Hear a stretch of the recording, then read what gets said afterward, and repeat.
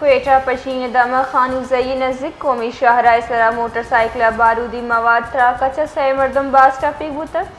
D S P عنایت ردا تراکچہ دو مردمی پاد گاڑ بوتگن وحد کے یک ٹپی کے مردمی چاور حال نگیگ بوگائیں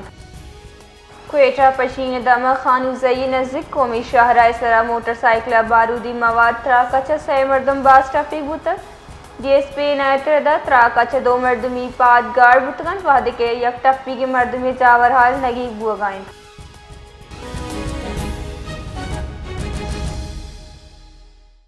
جی بلال فیروز تفصیلات سے آگاہ کیجیے۔